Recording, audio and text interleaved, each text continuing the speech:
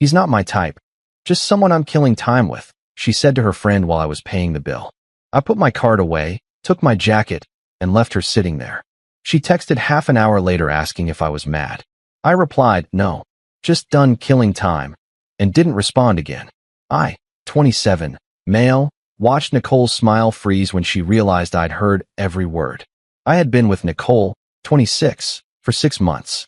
Things felt solid, or at least I thought they did. We split bills fairly, texted throughout the day, made plans 2 weeks out. Normal couple things. That Friday night, we were at Marcello's, this Italian place downtown with white tablecloths and candlelight, celebrating her promotion to senior analyst. I'd made the reservation 3 weeks earlier. The waiter had just brought the check when her friend Ashley appeared at our table, all energy and perfume. Nicole's face lit up. They hugged, started catching up. I stayed in my seat, halfway through pulling out my wallet, figuring I'd give them a minute. Ashley asked how things were going. Nicole laughed, leaned in like she was sharing something funny, and said it. He's not my type. Just someone I'm killing time with. Her voice was casual, easy, like she was talking about a Netflix show she might cancel. I went completely still. The leather wallet was halfway out of my jacket pocket. My hand stopped moving. I looked down at the check. $86.40. I'd been about to pay the whole thing, same as I'd done the last 4 times we'd gone somewhere nice. Ashley glanced at me, then back at Nicole. She looked uncomfortable suddenly, like she'd realized I might have heard. Nicole didn't notice. She was already talking about some guy from her gym.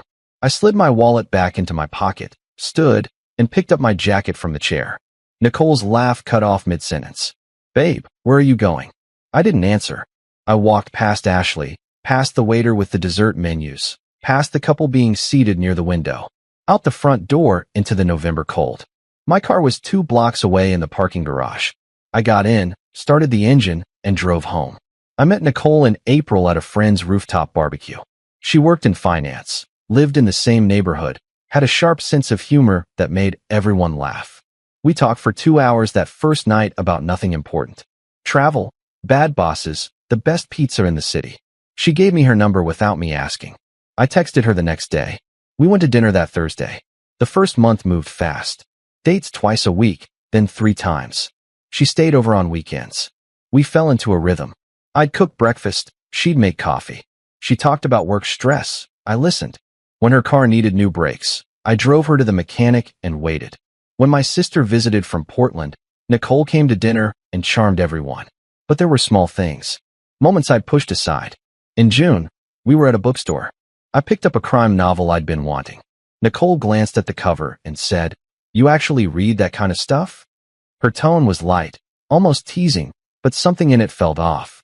Like she was surprised I'd choose something she wouldn't. I bought the book anyway. She didn't mention it again. In July, her college friends came to town for a weekend. She invited me to meet them for drinks on Saturday. I showed up at the bar she'd texted me, but when I walked in, she looked surprised, almost annoyed. She introduced me fast, then turned back to her friends. I sat there for an hour and a half while they talked about people I didn't know. When I got up to leave, she barely noticed. The next day, she texted like nothing had happened. Had so much fun last night. Thanks for coming. I told myself it was fine. She was catching up with old friends. It wasn't about me. In August, we went to her company's summer party. I wore the shirt she'd picked out, made small talk with her coworkers, stayed close, but not clingy. Halfway through the night, I overheard 2 of her teammates talking near the bar. One of them asked, "So how serious is it with the new guy?" Nicole's voice floated over. "I don't know. We'll see. He's nice, but I'm not making any big plans." I pretended I hadn't heard. We stayed another hour. On the drive home, she fell asleep in the passenger seat. I didn't bring it up. By September, I'd stopped mentioning future plans. If I said something about Thanksgiving or Christmas, she'd change the subject. When my lease was up for renewal in October, I asked if she wanted to talk about moving in together someday. She laughed, kissed my cheek, and said, "Let's just enjoy what we have right now." I signed a new 1-year lease the next week. When Nicole told me about the promotion, she was genuinely excited. She'd been competing with 2 other analysts for months. The new role meant a raise, a bigger office, direct reports. She wanted to celebrate. "Somewhere nice," she said. "Let's do Marcello's. I've been wanting to try it." I made the reservation for Friday at 7:30. The week before, I'd noticed her looking at dresses online. She bought one. Dark green, fitted, expensive. For the dinner, she said when I asked. I told her she'd look great. She did. That Friday, I picked her up at 6:45. She looked perfect. Hair done, makeup sharp, the new dress. She smiled when she got in the car, leaned over, kissed me. Thank you for doing this. Of course, I said. You earned it. Dinner started well. We ordered wine, appetizers, entrees.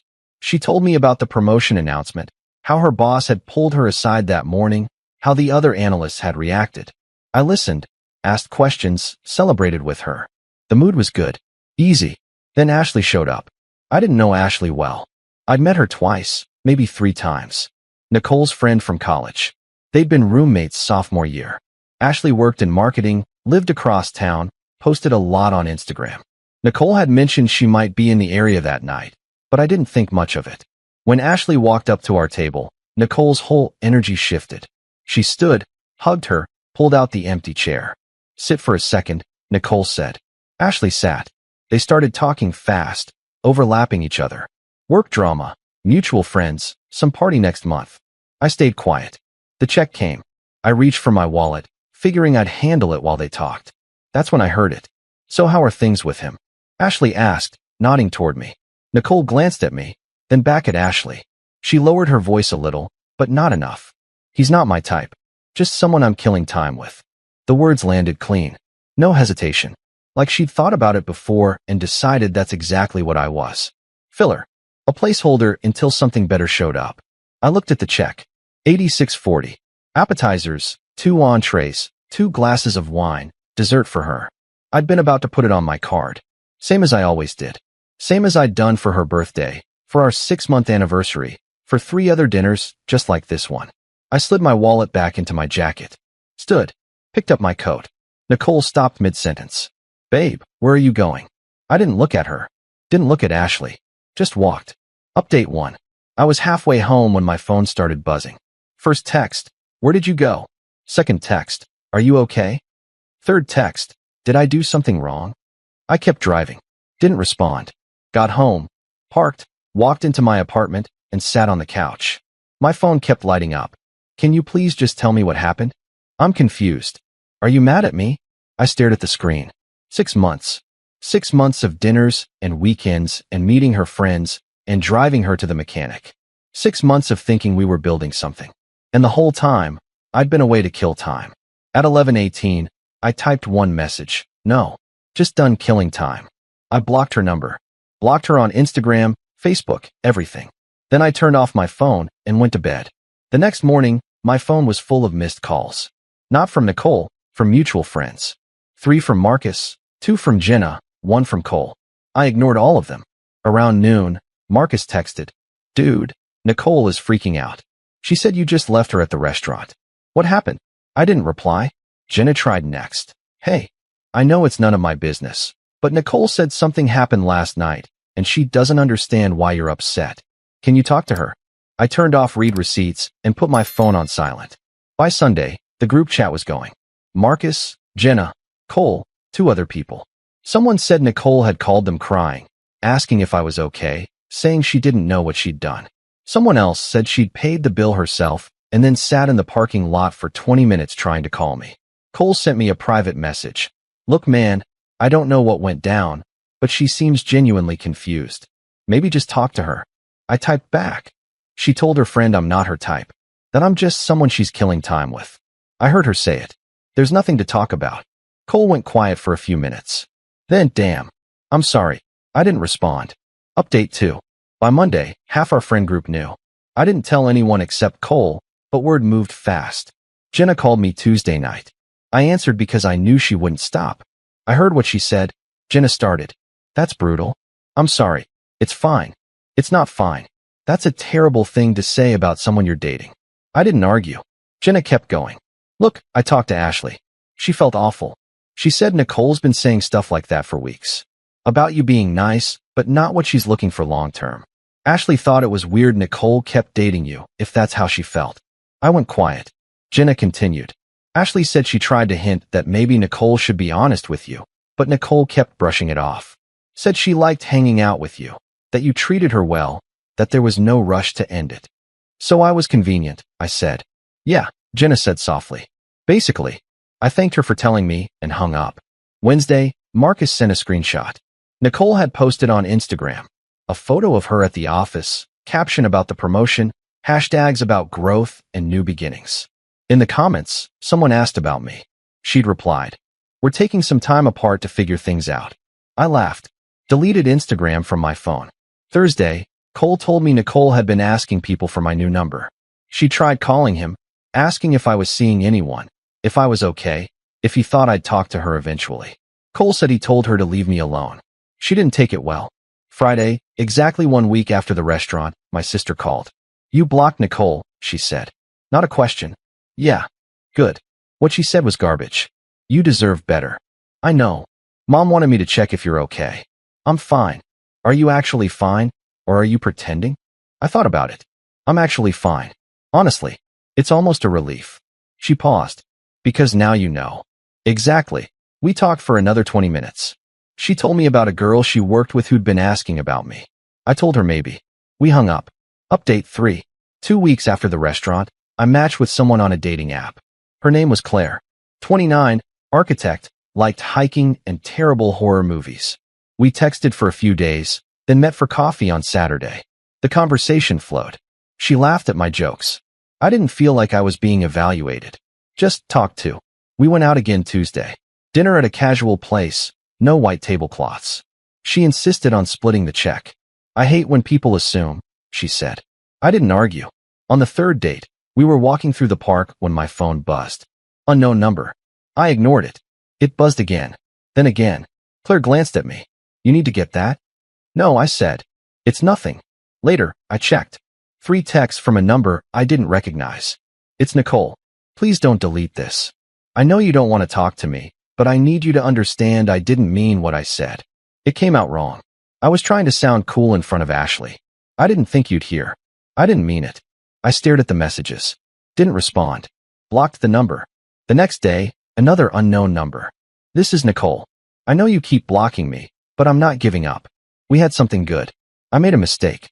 Can we please just talk?" I didn't block it right away. Instead, I typed one message. "You didn't make a mistake. You told the truth. You just didn't expect me to hear it. We're done. Don't contact me again." I blocked the number. She tried 3 more times over the next 2 weeks. Different numbers, same message. Apologies, explanations, promises it didn't mean what I thought. I blocked everyone. Claire and I kept seeing each other. A month in, she asked if I wanted to be exclusive. I said yes. It felt easy, natural, like I wasn't waiting for the floor to drop. In December, Marcus told me Nicole had started dating someone new, a lawyer she met through work. Tall, expensive suits, drove a Tesla. Her type, apparently, Marcus said with a smirk. I didn't care. Final closure. 3 months after the restaurant, I was at Claire's apartment. We were cooking dinner together, arguing about whether garlic belonged in marinara sauce. She was laughing, chopping tomatoes, insisting I was wrong. I was stirring the pot, defending my position. It was stupid and fun and comfortable. My phone buzzed. I glanced at it. Another unknown number. I already knew who it was. Claire noticed. "Same person?" "Yeah." "Want me to answer it?" she asked, grinning. "Nah, not worth it."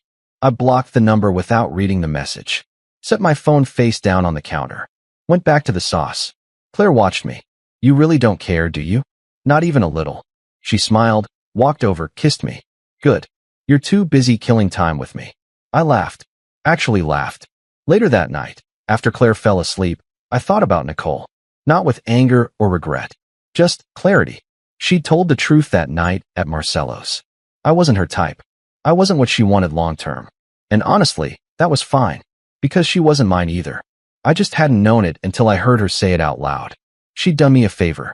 Saved me from wasting more months, maybe years, on someone who saw me as temporary. A placeholder. Filler until the real thing showed up. I wasn't filler. I wasn't someone's backup plan or consolation prize. I was someone who showed up, paid attention, gave a damn. And I deserved someone who saw that. Who wanted that. Who wouldn't call it killing time. Claire did. She saw me. Not some idealized version or future potential. Just me. And that was enough. The next morning, I deleted all the blocked numbers from my phone. Cleared the message history. It felt like closing a book I'd already finished. Nicole texted one more time a week later. I know because Jenna told me. Apparently, Nicole had asked her to pass along a message. Something about closure, about needing to explain, about hoping I was happy. Jenna asked if I wanted to hear it. No, I said. I'm good. Fair enough, Jenna said. She didn't bring it up again. 6 months later, Claire and I took a trip to Seattle. We walked through Pike Place Market, ate overpriced seafood, stayed in a hotel with a view of the water. One night, sitting on the balcony, she asked me about past relationships. I told her about Nicole. Not the whole story, just the important part. She said I was someone she was killing time with. So I left. Claire looked at me for a long moment. Then she said, I'm glad you did. Otherwise, you wouldn't be here. Yeah, I said. Me too. We didn't talk about Nicole again. There was no reason to. That chapter was over. I closed it the second I walked out of Marcello's and didn't look back. Some people spend years trying to make something work with the wrong person. They ignore the red flags, excuse the disrespect, convince themselves it'll get better. I almost did that. I almost stayed because it was easier than walking away. But I heard the truth. And the truth set me free. Not my type. Just killing time. Fine. I found someone who wasn't killing time. Someone who wanted me there. Who chose me on purpose, not by default. And that made all the difference. I still think about that night sometimes. The restaurant. The check. The walk to my car. How quiet it was. How clear everything became in that one moment. Nicole taught me something valuable. She taught me that words matter. That how someone talks about you when they think you're not listening is the truth. That respect isn't negotiable. That I don't have to settle for being someone's backup plan. I walked out of Marcello's with $86 still in my wallet and my dignity intact. Best money I never spent. And when I finally did find someone worth spending time with, it wasn't killing time at all. It was building something real. Something that didn't need explanations or excuses. Something that started with honesty and respect and the simple understanding that we both wanted to be there. That's the difference. That's everything.